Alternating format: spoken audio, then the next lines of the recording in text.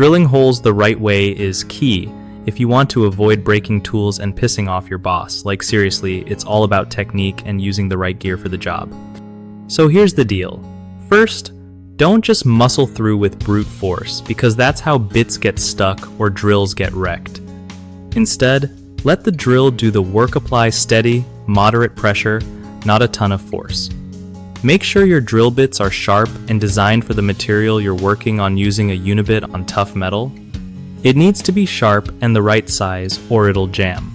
Try to keep the drill steady and aligned straight with the surface to avoid unnecessary strain. If you're drilling at floor level, consider using a drill with a side handle or a right angle drill for better control and leverage. When it comes to stuck bits, don't force them out by jamming or kneeling on the drill. That's just asking for damage.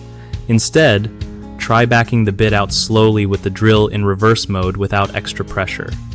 And if you feel like you're fighting the tool, it's probably time to stop and switch to a different bit or method rather than pushing through. One of the biggest mistakes people make when drilling holes is using too much pressure. This kills the drill and causes bits to jam or break. Fix that by easing off and letting the drill's speed do the cutting. Another common problem is using dull or wrong type of bits. Always keep bits sharp and matched to the material, whether it's PVC, wood, or metal. Lastly, forcing stuck bits out by brute strength or improper tools can ruin your drill's chuck and adapter. Fast if a bit jams, try gentle reverse rotation, and if it still won't budge, get some help or swap out tools instead of risking damage.